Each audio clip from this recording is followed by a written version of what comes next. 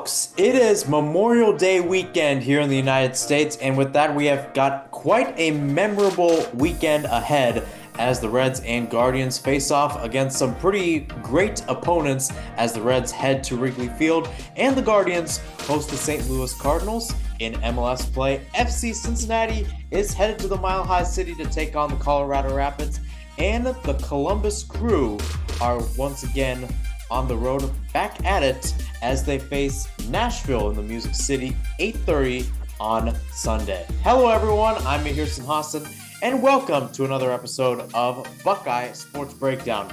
You heard what I was going to talk about, so let's get to it. And we'll start off with the Reds, who are currently 22 and 29 on the year. Overall, not a bad week, but not a good week either. They went 2-5 going into today's game against the Chicago Cubs. Got swept by the Yankees, which was not a good look, but went 2-2 versus the Cardinals. Beat the Cubs 9-0 today, and it was quite a good surprise and probably a source of relievement for the Reds pitching squad, especially Hunter Greene, who got his first win of the season today. 11 strikeouts and no hits allowed in 6 innings. So I talked about Greene, and looking at the starting pitcher performances, yes, I talked about Greene with the 11 strikeouts and no hits allowed in 6, but overall, those guys have been good. Luke Weaver, no runs allowed in 6.1 yesterday. I was actually at Great American Ballpark for that game. Great defensive performance. I mean, there were not any runs until the 8th inning, but boy, was it a treat to watch, especially from the pitching side. Lively was solid on Wednesday. Williamson, too, on Monday. Graham Ashcraft, again, continues to struggle after a rough outing in Denver last week. But again, overall for this Red side, and especially for Hunter Greene too, I mean, so many times I've ripped on him, and many other Reds fans have ripped on him for saying, well, I mean, we gave him this contract. It's 6 years, more than $1 million, or rather more than $100 million. Show up, will you? I mean, you're getting those 105-mile-per-hour pitches for a reason. And then he shows up today, absolutely incredible. That too, at Wrigley, in front of that crowd, absolutely incredible. Now, again, when I look back at this Cardinals series, it went to 4 games, and it was split 2-2. But the other question you have to look at is, what is the Cardinals' momentum right now? Because this is in 18 games. Their past 18 games, they have been 13-5, which in my opinion is something extraordinary. You get rid of those 4 games against Cincinnati, they're 11-3. I mean, this is a team that, yes, had its disappointments after winning the NL Central, and a lot of teams are in this rut kind of now, but this is one of those teams that is just streaking towards momentum as we go on. And speaking of streaks, there are a lot of hitting streaks going on for the Reds, especially Jonathan India, who unfortunately got his snap. Matt McLain as well, doing pretty solid. He had 3 hits today. Same one for Spencer Steer, who actually has a 9-game hit streak overall. And again, some other guys who showed up. TJ Friedel went 2 for 3 on Thursday, and the one time that he didn't get it per se, that third at bat, it was actually an error off of St. Louis. So in a sense, he actually made base 3 times in that one. But back to Spencer Steer. He's in an interesting position. Obviously, we don't know the timeline about when Joey Votto's returning, but he's back in the dugout. He's supporting his team, and that's a good sign overall, and we saw some parts of that last year. So my question is, do we see Spencer Steer in the lineup? And I think more importantly, that answer is becoming yes as it goes along. Whenever Joey Votto is going to be back for the Reds, we expect Joey to take first base, and then we'll see Spencer Steer become the DH. Right now, Tyler Stevenson's in that spot, doing an overall pretty good job, but at the same time, that gives a spot to a guy like Kirk Casale or Luke Maile, who, granted, are good players, but just, I don't know. I don't like either of them as batters. They're a little chaotic at times and sometimes a little timid. There's no in-between between those two. And let's see how that happens. And again, I mean, it almost becomes impending as it is for the Cincinnati Reds, where we're talking about this roster in the future. We talk about Steer, whatever's going to happen with Votto in the next few years. How about Elly De La Cruz? I mean, I turn on my MLB app every time I go on my phone, And almost every day, I see something about him crushing a 400-foot plus homer. It's clockwork for this guy. He is making, I mean, he's almost acting like this is a kid show at this point. I mean, I hate to say it, but if you are crushing 400 plus foot homers almost every single game against minor league pitchers, that too, he's in AAA right now. This guy's going to be something, and that's the reason why he's the number one prospect in the Red system and the number one prospect in the league right now. It's no surprise what this guy can do, and it's only a matter of time, in my opinion, that he gets called up. I mean, you know how Reds fans are going to be. I mean, as soon as Matt McLain showed up, he's been amazing. Started out the case a few weeks ago, still going pretty strong as well. So I talked about the weekend series for the Reds. They're at the Cubs. Pretty neck and neck series, similar to the one against the Cardinals, as the Reds are currently 22 and 29. The Cubs are 22 and 28. And in my opinion, a win would be ideal here. The Reds have only won a single series this entire year on the road, and that was against the Marlins, who are also not doing that well this year. So it gives a little incentive to the Reds to do a little bit better. I think it also comes off the Cardinals series where those two are almost evenly matched in ways. And I think one thing I want to see from the Reds is a road sweep, because we haven't seen that in a while. We haven't seen it this year.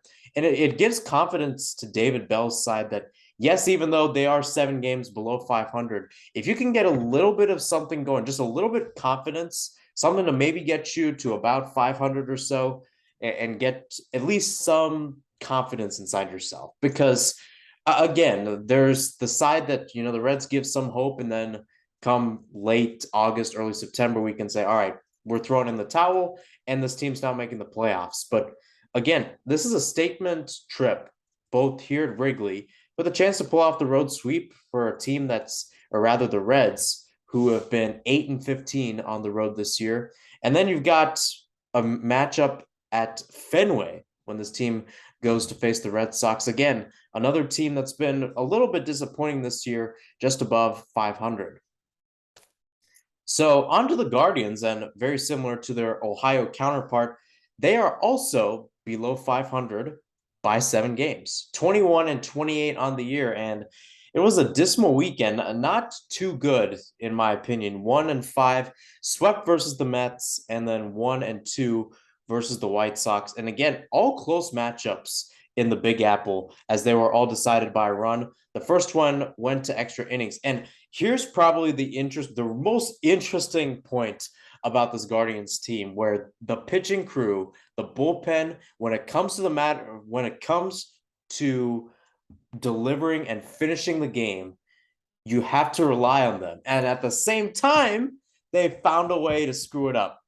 Take, for example, the Guardians were the first ones in extra innings. They scored 2 runs. And then in general, after that, the Mets decided to rally and they ended up winning it. The same one in the second game too, although that was a little bit closer. Rather, I should say, a little bit lower scoring. The first one, the Mets won 10-9 in 10. And then the second one, the Mets won 5-4. That one was also pretty interesting because the Guardians had a 4-run 8th inning before the Mets got 2 in the 8th, ended up closing it out in the 9. And then same went on the second game on Sunday, the one on Sunday Night Baseball, where the Mets scored a run in the 8th to break a 1-1 tie. Again, contrary to the other ones where I kind of hark about the bullpen in general and the type of momentum that Cleveland wants to establish, they're almost playing like wishy-washy at this point. Yes, their offense good, but the defense, not so much. And they can't close it out on the road. And that's the one thing that really makes me question it, because you think about it. Yes, they got swept. But if they clean up their act, this could easily be a 1-2 series, or it could be a win in their favor, 2-1, or it could be a sweep in their favor. All those games were close, and yet so much opportunity was wasted. The Mets were just above 500. So as a Guardians fan, yes, you have at least some confidence to say, all right, we can play with the Mets. We can play with a lot of teams, such as the Cardinals, who come to town this weekend. But at the same time, you're just scratching your head saying, well, if this happens every game, when will it end? You look at their White Sox series 1-2, and they're starting to dwindle throughout the series. Started off with a win, but then followed it up with 2 losses. And I think more importantly, it never seems to be a connection between the two sides offensively and defensively, as we're seeing in Cincinnati. Again, we saw a good pinnacle of that today, but overall, it just leaves you wondering on what both these teams can do down the stretch, because we know the Reds are good in the sense that yes, they haven't made the playoffs. That is playoffs without a COVID year in about 10 years. And we saw the Guardians go to the playoffs last year, and that too beat a Tampa Bay Rays side that they were actually not favored to beat at all. But at the same time, you have to wonder, if you're both David Bell and Terry Francona, how do you go about just regrouping your guys and getting them forward? And again, I'm looking at the scores. Guardians picked up the win 4-3 today against the Cardinals. So that's a good start. And that too, 4-3, and a very close game down the stretch. Cardinals actually scored a run in the ninth, but the Guardians were able to hold it off. So good for them. The Guardians got out to an early lead. They were up 4-0 and were able to withstand at the rally. So a good chance for them to maybe get a win at home. Again, they weren't able to get it done against the White Sox, but they did beat the Angels a little while back. So let's see what ends up happening in the series. Again, it's an interesting battle in the sense that the Cardinals offense, especially guys like Nolan Gorman, who got the deciding run in the 8th against Cincinnati. This is a team that, yes, they do have a below 500 record, but they're starting to become like a heavyweight, if you will, because their offense is starting to really click. They're starting to get the bats forward. And then the Reds on the other side had a really good showing when it came to starting pitchers. So you never know what ends up happening, where it's almost gauntlet against gauntlet. And what we may see this weekend might prove whatever we saw in Cincinnati a gauntlet or not. So it would be interesting to see what happens there. And maybe, just maybe, the Guardians can get maybe back-to-back series wins, possibly. It would be tough. They've got Bybee and Gaddis on the mound. Bybee tomorrow, Gaddis on Sunday. Bieber was on today, so that ended up helping them. And then they're on the road at Baltimore for the weekday. Again, this team has not been good against teams from the AL East, ended up losing to the Yankees and the Red Sox on the road earlier this year.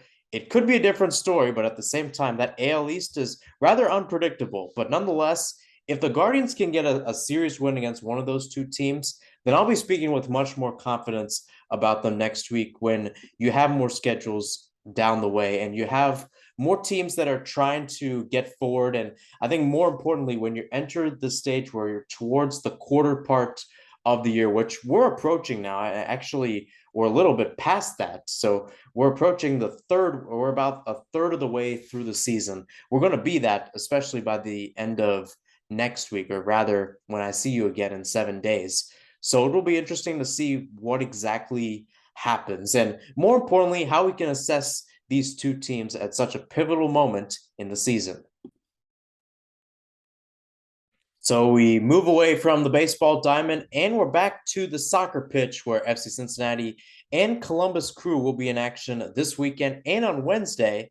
That too after 2 matches since Friday, the last time I talked to you guys. That past Saturday's match was quite special in the Hell is Real matchup. FC Cincinnati ended up winning a 3-2 over the Columbus Crew. I'll get to my takeaways for both of those two sides, starting off with FC Cincinnati. And I think the biggest question, and rather the answer, is Lucho Acosta is very much a part of this team.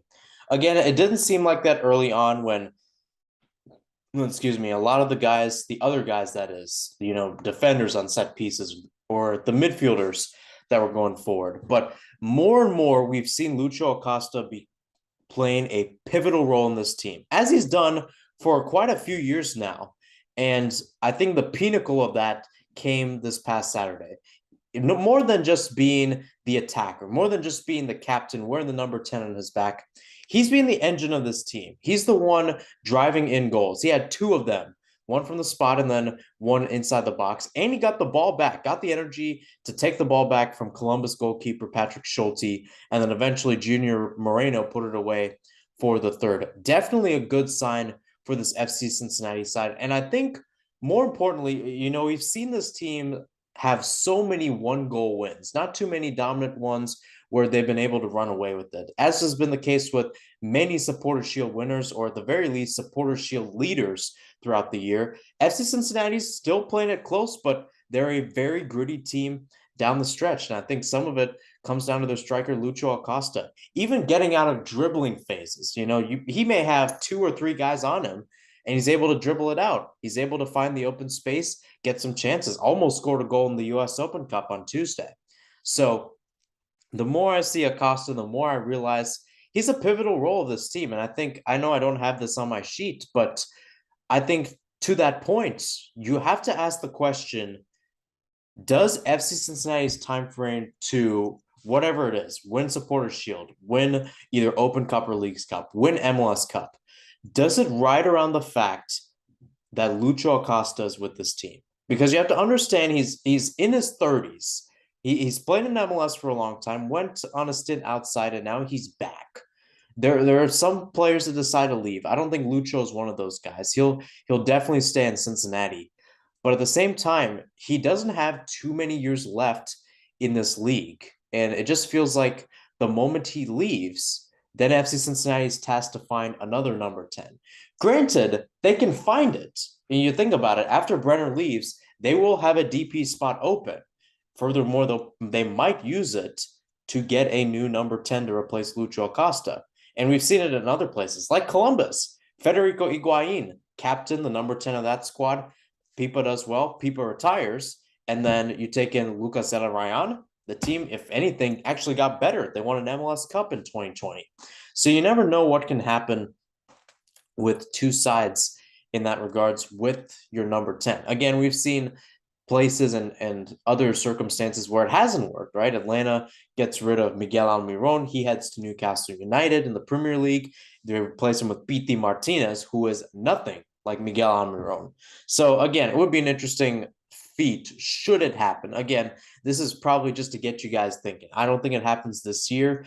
Maybe next year, maybe 2 years from now, when Brandon Vasquez's contract gets down and maybe Cincinnati goes into a rebuilding phase for 2026. But I just thought I'd bring it up. Again, in other aspects, Dominic Badji, much better as a second striker. He's able to push the ball in the wings, got the assist on Acosta's first goal. Great ball, great cross into the box. Defense held on as well. And it happened.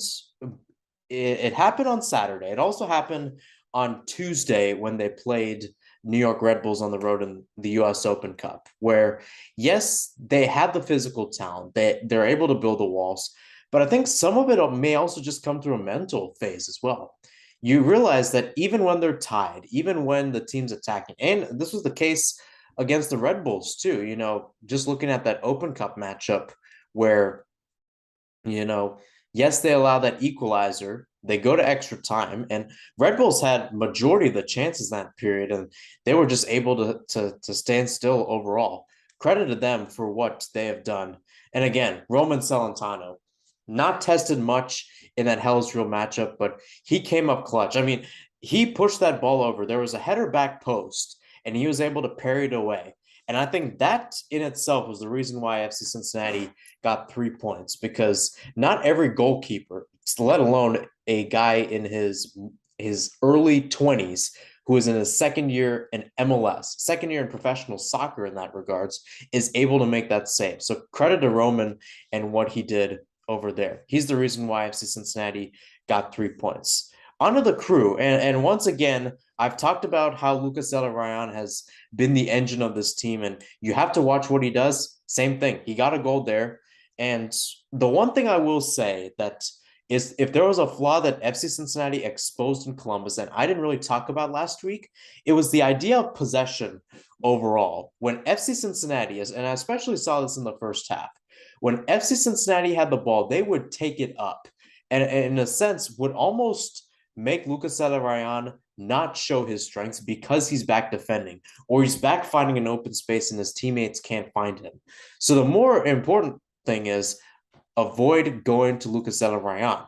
Now he can get open in space, and we saw it again on Saturday. That's how he got the goal inside the box. But it's interesting to see how much of a deciding factor he is when it comes to momentum, and especially in the course of this rivalry. The other thing I want to note too is Cucho Hernandez and Christian Ramirez. The combo was once again back at it after starting against the LA Galaxy. But I will say this though, they went out on the wing, both of them for some time. Cucho, I think, more than Christian. But the more I saw it, the less I saw them being an actual potent attack. FC Cincinnati's defense did a really good job in holding them to the edge of the box. Very few chances they got inside. A few of them, yes, they did put away, but other than that, not too many. And again, that's credit to what FC Cincinnati's been doing from a defensive standpoint. And the midfield in general, their center midfielders, Aiden Morris did not get too many touches on the ball. Darlington Nagbe did all right, but at the same time, in terms of being an engine, didn't really see it. He didn't really push the attack. And anything, he was probably a guy for the attack to fall back upon in those sort of spaces. And especially for Darlington Nagbe being an 8. He's been playing the holding midfielder spot, that is, for a long time now in this league, more than 10 years. So it is interesting to see what Columbus will do on the ball, both whatever happened then and whatever may happen down the road. So on to the Open Cup.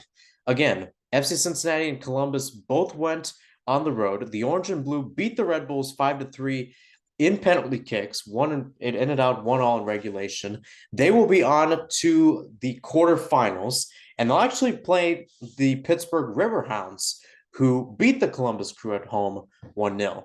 We'll talk about FC Cincinnati. Again, a lot of guys rested. Brandon Vasquez, Alvaro Barrial. A lot of the second strikers. Yuya Kubo actually got the nod to play number 9. Matt Miazga was rested. Junior Moreno, Roman Celentano. Acosta was still out there, so it will be interesting to see how he is, because he played a big role in the Hell is Real matchup. He was out there against Montreal too. That was on May 17th, so 9 days ago. So he's getting his minutes. He's getting his minutes. And again, I don't know if Pat's going to give him any old man rest, but as it looks like, he's going to keep on going. As Tina Turner would say, proud Mary keeps on rolling. But again, solid attack for the most part. Again, there were some chances where they couldn't just string final third passes. It was great to see Yuya Kubo get a goal too, especially after so many years of him either playing winger, attacking mid. He was playing a holding midfielder role for a long time as well. Defense showed up, especially later on, especially knowing that a lot of FC Cincinnati games against the Red Bulls like to be stressful. I mean, I don't think it is a proper FC Cincinnati versus New York Red Bulls matchup until it's stressful, whether it's the Red Bulls winning, whether it's Cincinnati winning, whether it's a draw. And we've seen a lot of draws in this rivalry, including on Tuesday. Now, the interesting thing is I was watching the game, and Carlos Coronel, their starting goalkeeper, was actually subbed on right before the penalty kick shootout as a field player. Supposedly, they were going to bring him on to shoot number 6 in the penalty shootout, but it just never happened. And then Ryan Mera, the backup goalkeeper, stayed in goal. So I thought that was an interesting point. In my opinion, I saw that and I was like, okay, they're going to put Carlos Coronel in goal and make Mera a field player. It ended up not happening. They gave Coronel like a field player jersey, which was New York's red, and not what Mera was wearing, which was a different color. So kudos to the Red Bulls. And actually, they made that in the pro shop while the match was going on. So definitely kudos to the Red Bulls fan experience and the staff over there, although they didn't get the win. Columbus Crew, on the other hand, I talked about their loss 1-0 to the Pittsburgh Riverhounds. Again, Patrick Schulte, Morera, Nagbe, Amundsen, Morris, all out. Same goes for the strikers as well. Lucas Zelarayan, Cucho, and Christian Ramirez, or rather, Christian Ramirez did play, but no Cucho, no Lucas Zelarayan. Pittsburgh scored in the 22nd minute, and yes, they did make some changes in the sense that a lot of those guys, including Amundsen, like Morris, they were able to get some starts and push up the midfield. But I kind of wanted to bring Cucho on if I were Columbus. I mean, yes, it's the Open Cup. Yes, you want your guys to rest. And you want to also prioritize, right? I mean, FC Cincinnati is 30 points right now. They're 5 points ahead in the race for Supporters' Shield. Columbus, on the other hand, is right now in the hunt. I know this is early on in the season, but you also have to prioritize. I mean, you think about it, we're about 3 months into the season. and there's going to be an entire month off for the League's Cup. So we're getting very close to the halfway point already. It's crazy to think about it, but we're very close to the halfway point in the season. So it would be interesting why they didn't put it. Maybe they were trying to rest up, but I don't know. It just seemed a little off in my opinion when you look at it. Again, and Mike Watts and Devin Crew, they were calling the game for Bleacher Report Football on YouTube, where the match was streamed. And they talked about the idea that so many of these teams have been tested, and some of this is a testament to depth, if you will. You look at FC Cincinnati, they had a 4-game homestand. Now, one of those was against NYCFC, which was a US Open Cup matchup. And actually, interestingly enough, that FC Cincinnati, with that, wraps up a 3-game homestand in MLS.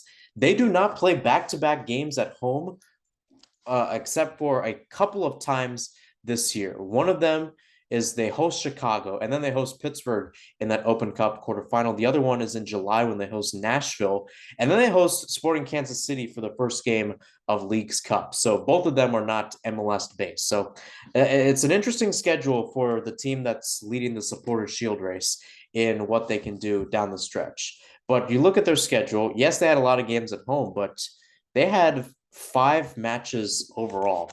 Again, and you think about it, you have weekday match against NYCFC, week Montreal, weekday match against New York, and then they're going to wrap it up with a weekday match against Colorado, and then, or rather, a weekend match against Colorado, and then another weekday match against NYCFC on May 31st to total to 7 matches, 7 in the course of an entire month. It's absolutely crazy. If you were to average that up, that's about 4 to 5 days per match, which is tough. And again, there's a lot of whether or not this team can go the distance. Will this be a team that will just fade into the oblivion, or rather just into the ways? They won't be a standalone Supporters Shield favorite. Maybe LAFC or someone else from the East ends up pulling that spot. But either way, it is interesting to look at how FC Cincinnati is playing.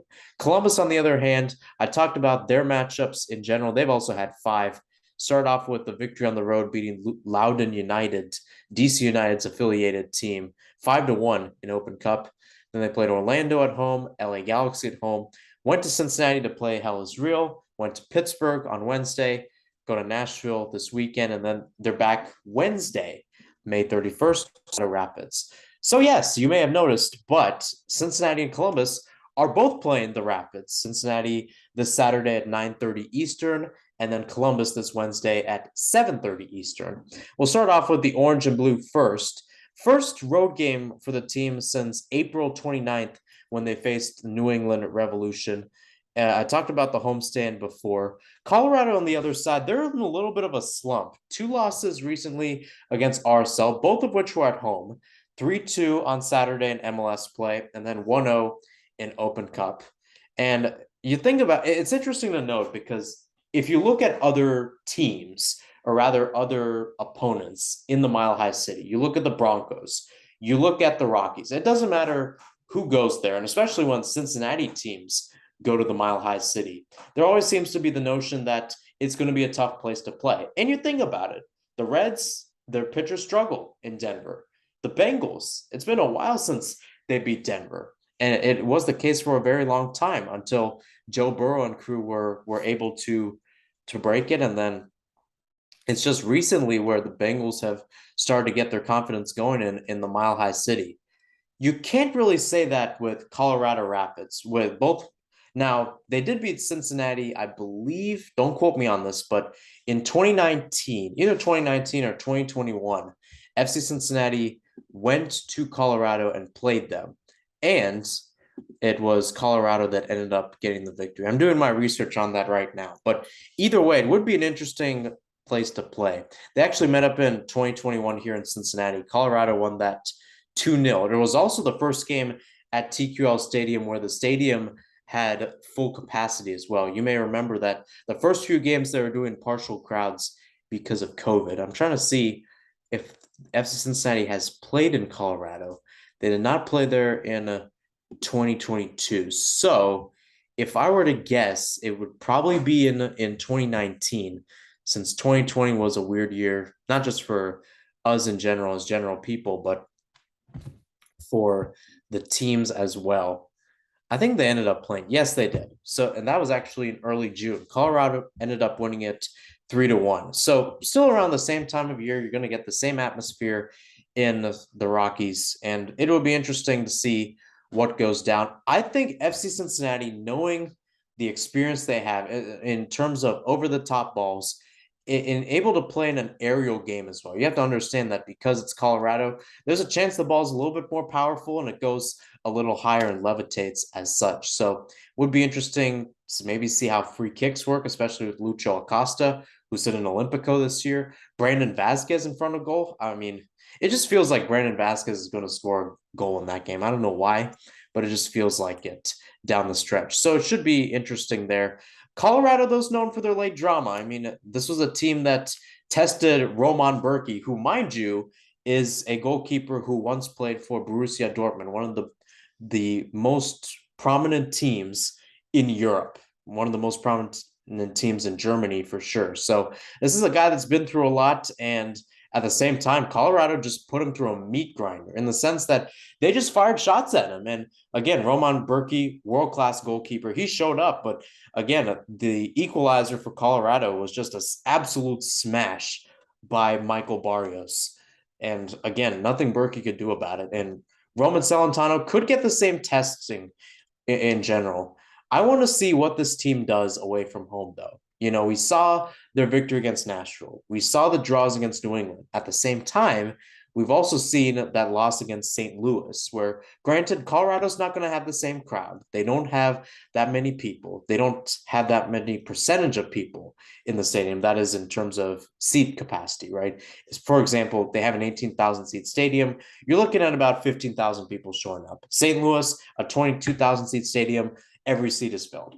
So in that regards, it's a little different, but I would really like to say what exactly goes down. I think FC Cincinnati keeps on winning. This is a team that is playing their best football right now, and I expect it to happen, or rather continue as it goes forward. Columbus on the road at Nashville. That one's going to be a little bit in prime time Sunday on FS1 at 8:30 Eastern.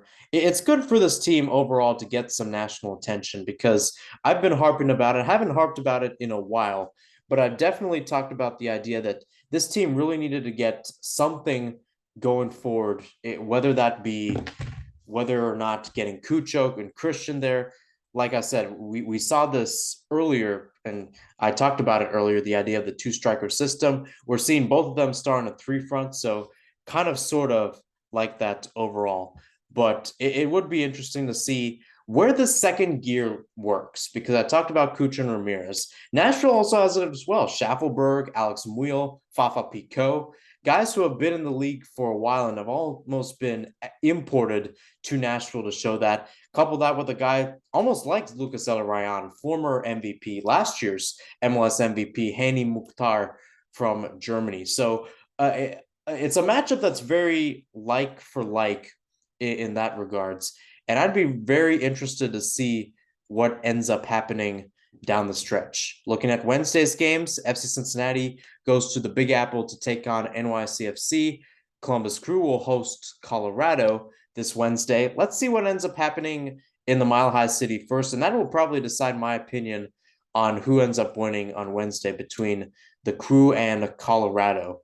Now, that's going to be an interesting matchup as well, as those two are 10 of the original MLS teams that came out in 1996. It's also important to note that Columbus did host another original 10 team earlier this year in the LA Galaxy, and both teams, both Colorado and LA, have not done well. The Galaxy have gotten 9 points on the year, are dead last in the West. And then on the other side, Colorado has 12 points down the stretch. So it's not looking good. Two subpar teams, especially two teams that were really, really in the mix, 2-3 years ago. Same goes for NYCFC, who will host FC Cincinnati on Wednesday. Again, Tati Castellanos leaves, Maxi Morales leaves.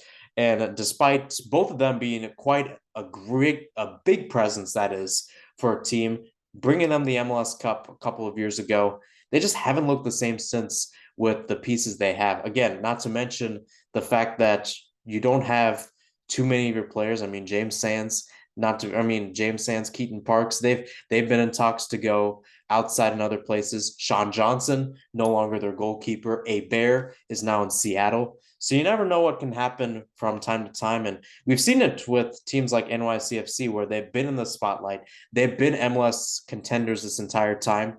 And then it all kind of crumbles down, if you will. And we're kind of seeing that a little bit in the Big Apple where their chunks are starting to be eaten at a little bit by bit, if you will. So that's it. FC Cincinnati and Columbus Crew. I think they're pulling off the win on a Saturday. Columbus may be a little bit tough. I might expect them to draw. A win would be great. Wednesday, FC Cincinnati and Columbus, in my opinion, they both pick up the win. These are both teams that I can see down the road playing in the playoffs. And who knows, maybe against each other. So that's it for Buckeyes Sports Breakdown. Again, this Memorial Day weekend, I talked about the Reds, Guardians, FC Cincinnati, and the Columbus Crew. I'm Hirson Hassan. Thanks for tuning in. Have a great Memorial Day, everybody, and I will see you next week.